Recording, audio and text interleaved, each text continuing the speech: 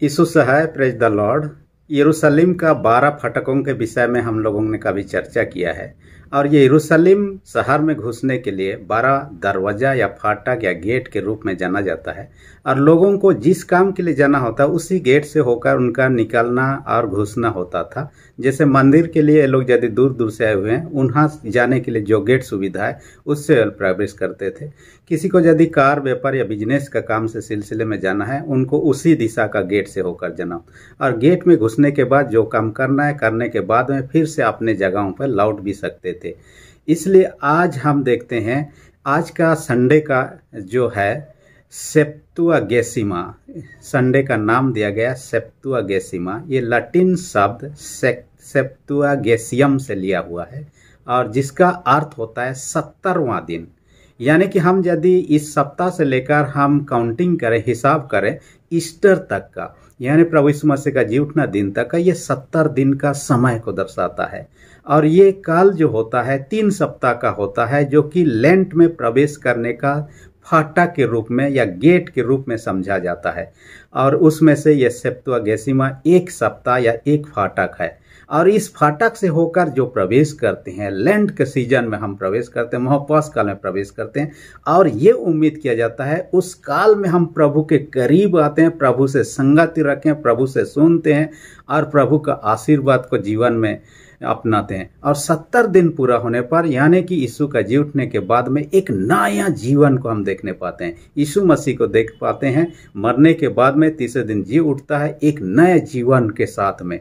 इसी प्रकार का हमारा जीवन उस काल में प्रवेश के साथ ही, महाउपवास काल में प्रवेश के साथ ही, यीशु के साथ हमारा मुलाकात होने के साथ ही हमारा जीवन में एक नयापन को हम प्राप्त करते हैं। इसी उम्मीद के साथ में ये 3 सप्ताह जो होता है लेंट से पहले या महाउपवास काल से पहले, ये महाउपवास काल के पूर्व काल कहा जाता है, प्री लेंटन सीजन कहा जाता है।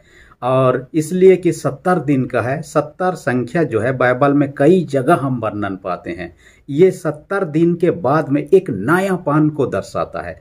सबसे पहले हम देखेंगे गिनती 11 अध्याय उसका 16 से 30 पद में देखते हैं। मूसा जब इस्राएल लोगों को लेकर मिस्र देश से किनान देश जा रहा था, उस क्रम में हम देखने पाते हैं कि परमेश्वर उसको आज्ञा देता है, आप अपने बीच में से ऐसे ऐसे बुजुर्ग लोगों को, ऐसे ऐसे अनुभवी लोगों को चुनिए जो 70 संख्या होगा, और उनको लोगों के ऊपर में ठहराइए ताकि लोगों का वे लोग न्याय में मदद करें। क्योंकि मूसा अकेले लोगों का न्याय करता था। ये ईश्वर की ओर से एक व्यवस्था था ताकि उसके द्वारा से एक नयापन आ सके, लोगों का बीच में नया रूप से न्याय को आ सके।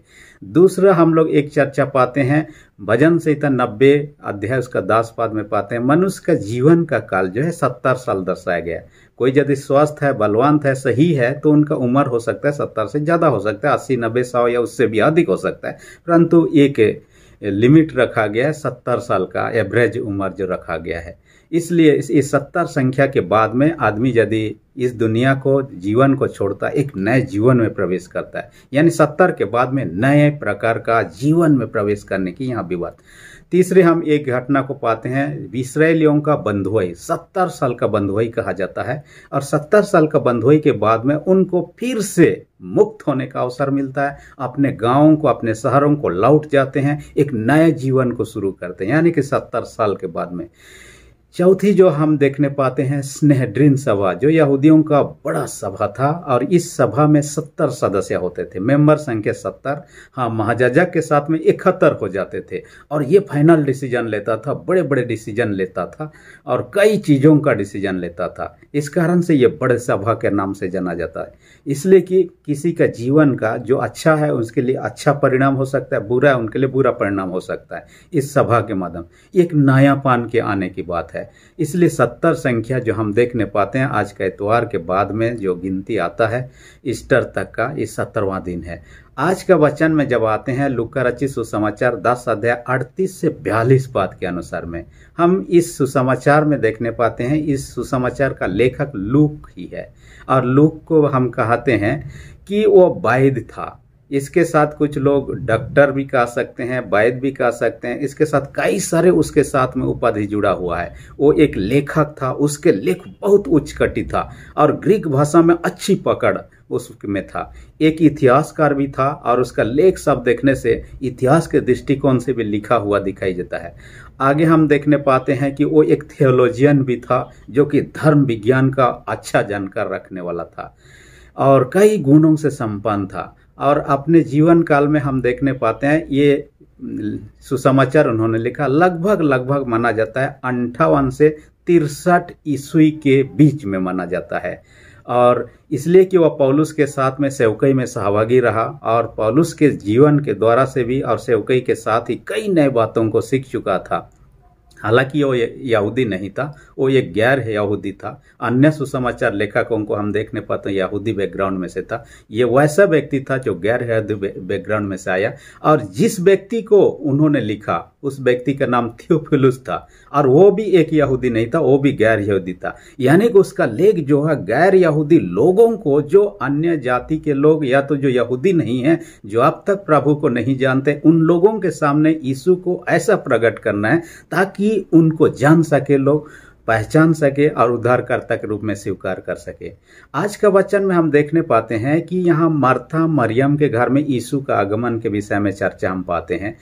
ना केवल मार्था मरियम की चर्चा लूका ने किया है, वो महिलाओं के विषय में बहुत ज्यादा चर्चा करता है। यानी कि महिलाओं को ऊपर उठाने के लिए अपने लेख में काफी ज्यादा उन्होंने वर्णन किया है। हालांकि अन्य सुसमाचारों में भी वर्णन है परंतु इनके समान नहीं है, ये उनसे हटकर है। जैसे इलिशिबा का उन्होंने वर्णन किया है, हन्ना के बारे में उन्होंने चर्चा किया है, नैन नगर के विधवा के बारे में उन्होंने चर्चा किया है, पापिन स्त्री के बारे में चर्चा करता है, उसके साथ मार्था मरियम के जीवन और कई प्रकार के। और आज का वचन में हम देखने पाते हैं मार्था मरियम के जीवन से शिक्षा। आज का शीर्षक जो मैंने रखा है मार्था और मरियम के जीवन से शिक्षा। और हम क्या क्या शिक्षा मार्था मरियम के जीवन से पाते हैं हम यहाँ पर वर्णन करेंगे एक एक करके। हम सबसे पहले देखते हैं यीशु अपने चेलों के साथ में यरूशलेम की ओर से जा रहे हैं और जाने के क्रम में यरूशलेम पहुंचने से पहले लगभग 3 किलोमीटर दूर पर बैतनिया एक गांव था। उस बैतनिया गांव में लाजर जो था, जिसे यीशु मसीह ने मृतकों में से जिलाया, जिसका बार बार बाइबल में चर्चा है, और मार्था मरियम, ये तीनों एक घर में रहा करते थे। जैसे यीशु वहां से गुजर रहे थे वो लोगों का भीड़ से हटकर आराम करना चाह रहे थे। इसी क्रम में मार्था उनको अपने घर में आमंत्रण करती, उनको निमंत्रित करके अपने घर में ले आती है और उनके घर में बैठकर वचन सुनाती है और मरियम वचन सुनते रहती है, जबकि मार्था खाना पीना पकाने सेवा शुद्धि करने में लगी रहती है। और कई बाद में हम देखने पाते हैं मार्था अपने काम करते करते थक जाती है, चिड़चिड़ा जाती है और यीशु के सामने कंप्लेन करते, क्या तुझे कुछ भी चिंता नहीं कि मरियम को मेरे साथ काम करने के लिए भेज दे। उन्होंने यीशु के सामने उन्होंने कंप्लेन करने का उन्होंने कोशिश किया, जो कुछ भी हो, ये मार्था के अपने बात है।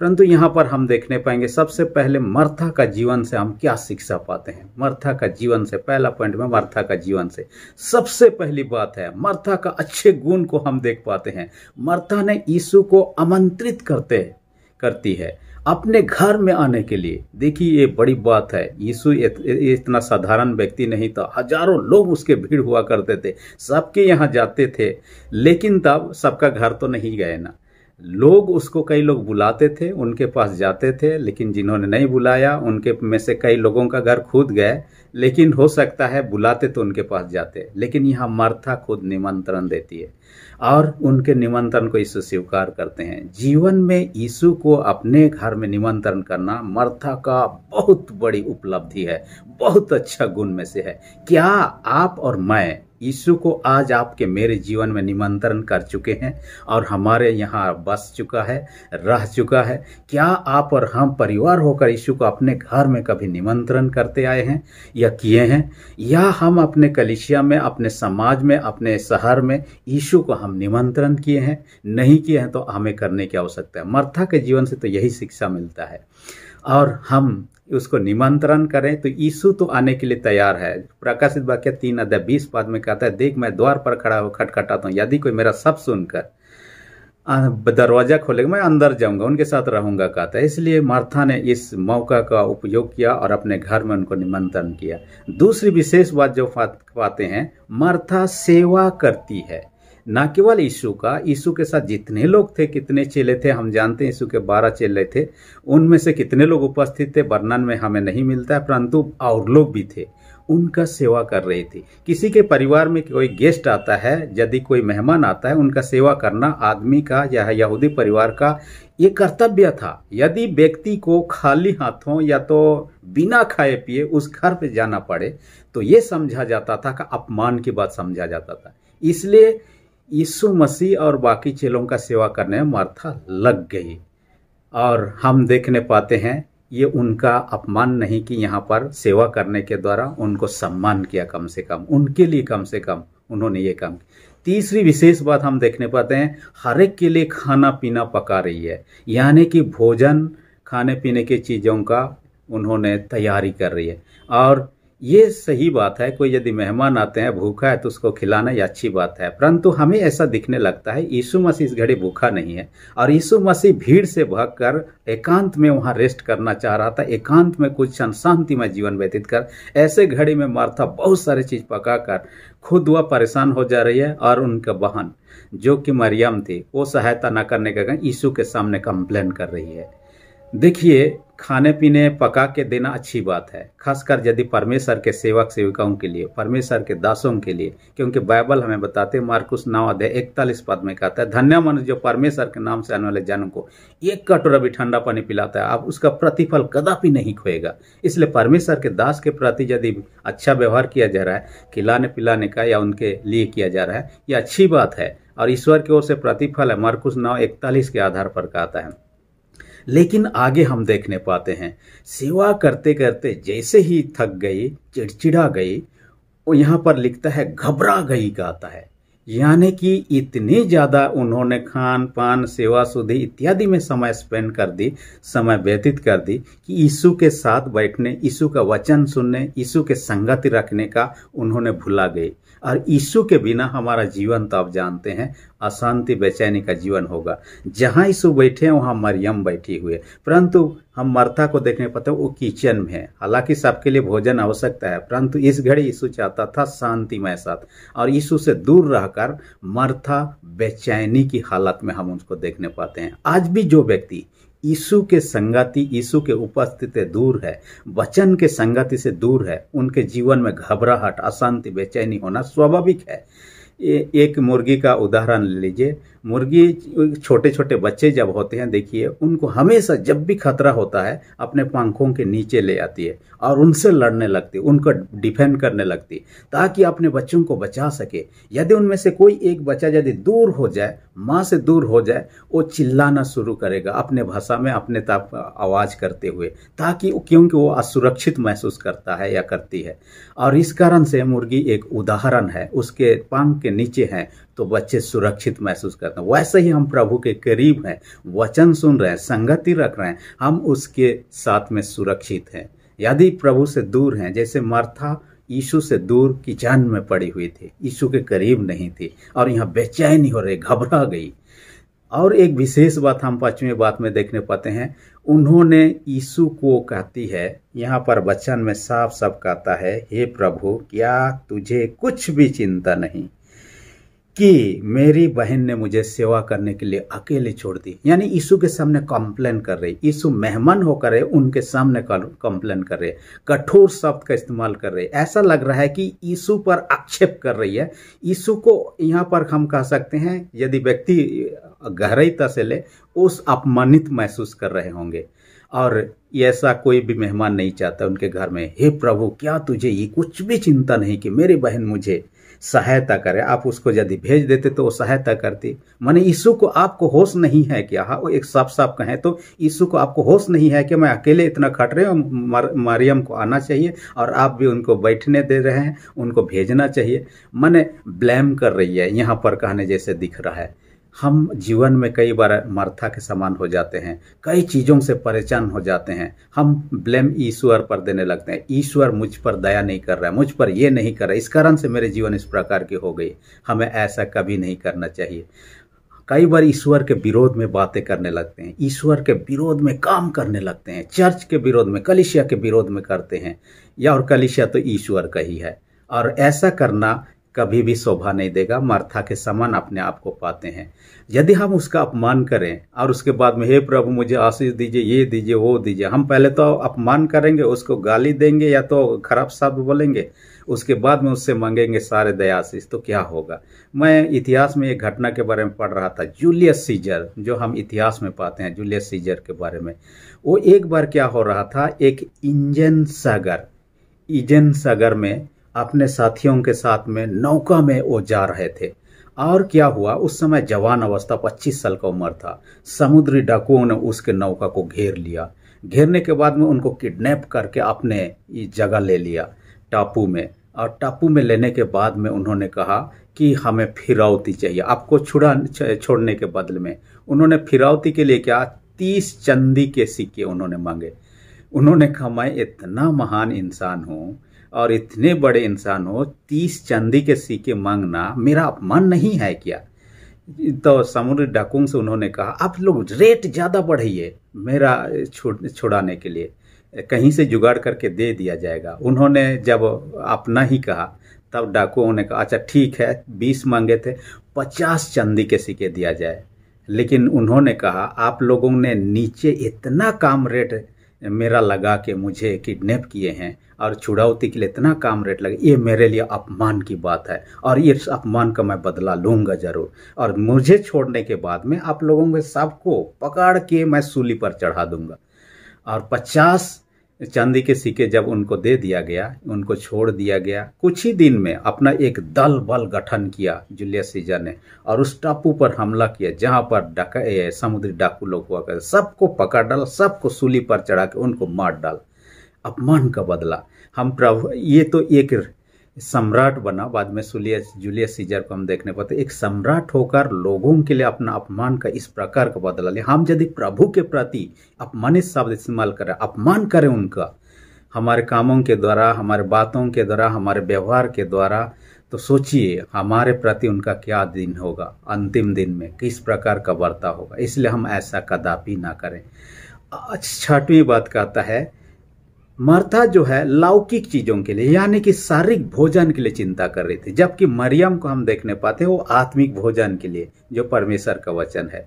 जीवन में कई बार लोग इसी प्रकार के रहते हैं, जीवन में पैसा कमाने, बिजनेस करने, कई चीजों में लोग इतना व्यस्त हो जाते हैं कि अपने शारीरिक आवश्यकता पूरा करते करते आत्मिक आवश्यकता के लिए भूल जाते हैं। कई बार हम देखने पाते हैं माता पिता भी अपने बच्चों को स्कूल, कॉलेज, नौकरी इत्यादि के लिए बहुत चिंतित है, लेकिन उनके आत्मिक जीवन के लिए कई बार उदासीन दिखाई देता है। हम ऐसा ना करें। आत्मिक भोजन जरूरी है, जो परमेश्वर का वचन है। बाइबल हमें कहता है, पहला पत्र 2 में कहता है, नए जन्मे बच्चों के समान आत्मिक दूध की लालसा करें। यह आत्मिक दूध यह परमेश्वर का वचन है। जैसे बच्चे लोग क्या करते हैं, भूख होने रोने लगते हैं, हमें भी परमेश्वर के वचन के ऐसे ही ललायित होना चाहिए, जैसे यहाँ मरियम को हम देखने पाते हैं। लेकिन मार्था को इस रूप में हम नहीं देख, और ये परमेश्वर का वचन हमारे जीवन को बदल देता है। मैंने एक परमेश्वर का सेवक के बारे में पढ़ रहा था जिसका नाम है रबी जकरिया, बहुत फेमस है, इंटरनेशनल मिनिस्ट्री है, हालांकि वह दिल्ली से है जन्म क्रम।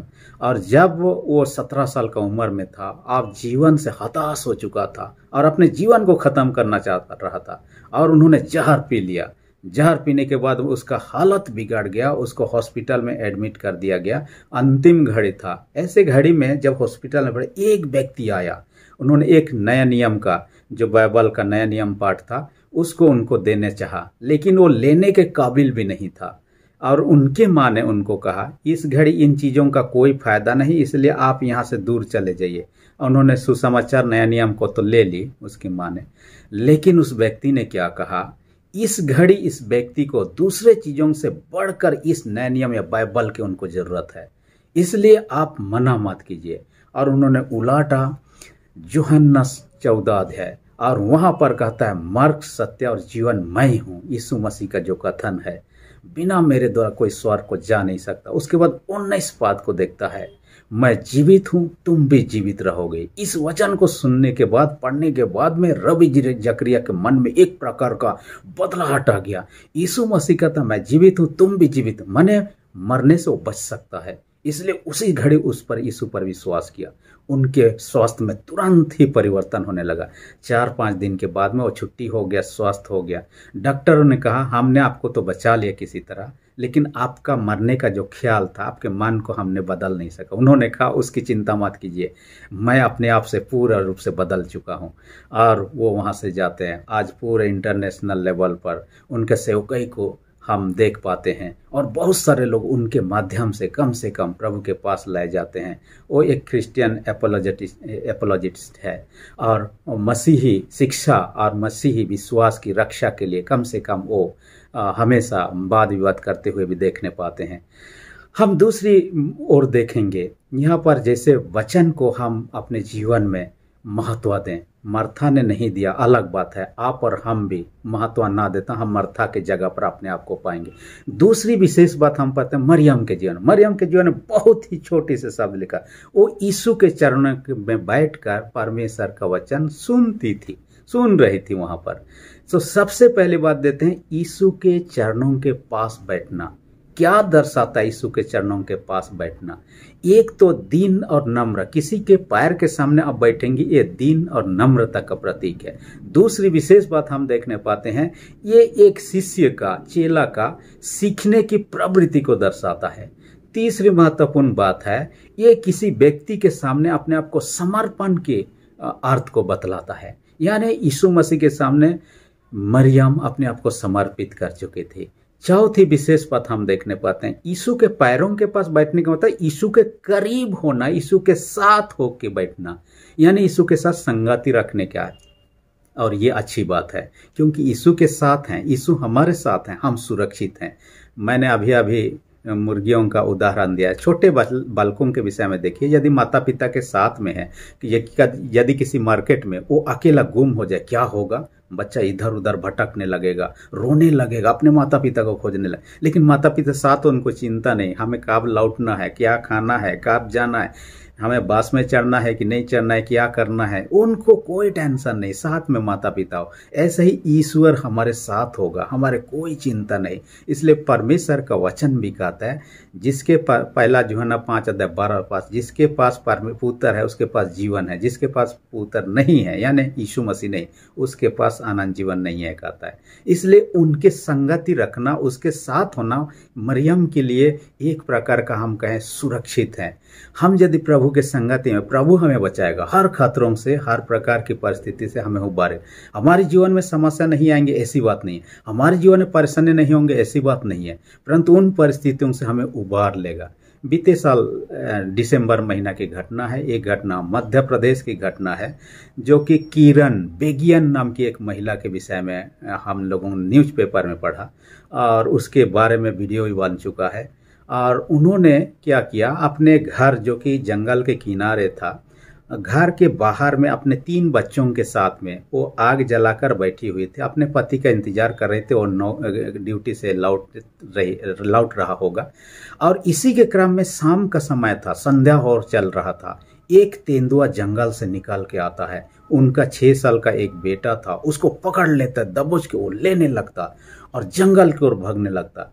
तब अपने 2 बच्चों को घर में उन्होंने रख के एक डंडा पकड़ के उसका पीछा करने लगती है। एक माँ अपने बेटे को बचाने के लिए 1 किलोमीटर तक उनका पीछा करती है। उसके बाद उन पर, उस तेंदुए पर हमला कर देती है और अपने बच्चे को क्या करती है, उसको छीन लेती है उस तेंदुए से। तेंदुआ उन पर हमला करता है और उनको घायल कर देता है। इसी के क्रम में, उसके लड़ने के क्रम में गांव वाले लोग आते हैं, शोर शराबा होता है और वह तेंदुआ जंगल में अंदर की ओर भाग जाता है। यहाँ देखने पाते हैं एक माँ अपने बेटे को बचाने के लिए अपने जान तक को दांव पर लगाकर उसका पीछा किया। यदि ऐसा नहीं करती तो उसका बेटा मारा जाता और दोनों बच गए। हालांकि दोनों जख्मी हो गए, परंतु दोनों बच गए। हॉस्पिटल में इलाज के बाद उनको अपने घरों को लौटने का मौका मिला। ये माँ ही है अपने बेटे को रक्षा के लिए। ऐसे ही ईश्वर, जब हम यीशु पर विश्वास करते हैं, परमेश्वर के बेटा बेटी हो जाते हैं। बेटा बेटी होने के नाते ईश्वर आपके मेरे लिए चिंता करता है। पहला जो ने 1 अध्याय 12 पद पर है, जब हम यीशु को उद्धारकर्ता स्वीकार करते हैं, विश्वास करते हैं, हम परमेश्वर के बेटा बेटी हो जाते हैं। बेटा बेटी होने के नाते माता पिता का कर्तव्य हमें रक्षा करना, हमारे भोजन और जो कुछ भी जरूरत है उनको पूरा करना है। इसलिए हमें यीशु पर विश्वास करना, उसके करीब रहना है, जैसे मरियम ने किया। दूसरी विशेष बात मरियम के जीवन से यहाँ देखने पाते हैं, वचन को ध्यानपूर्वक सुन रही थी। ये वचन सुनने के लिए कई बार हम जाते हैं, लेकिन कई बार ध्यान पूर्वक नहीं सुनते हैं। परंतु मरियम को हम देखने पाते हैं, एक बात को देख पाते हैं। हाँ, जैसे मरियम यहाँ सुनने में लगी हुई है, आज कलीसियाओं में आप देखिए, मैं जहां जहां भी गया हूं, अधिकतर महिला लोग ही परमेश्वर का वचन सुनने के लिए आराधनालय में सबसे ज्यादा उपस्थित होते हैं।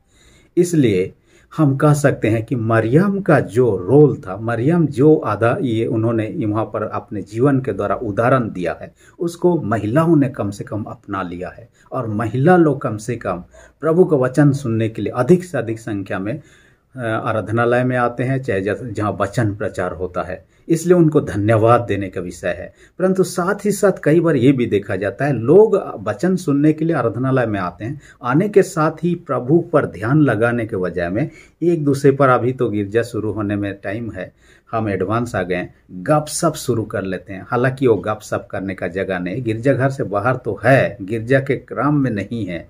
हमें कम से कम वहाँ साइलेंट मेंटेन करना, हमारा ध्यानों को प्रभु पर लगाना। जिस समय वचन का प्रचार होता उस समय भी कई लोगों को एक दूसरे के साथ बात करते हुए देखा जाता है, ऐसा मैंने लोगों से सुना है। मैं हालांकि ऐसा अपने आंखों से देखा नहीं, लेकिन तो लोगों से कई बार सुना हूँ।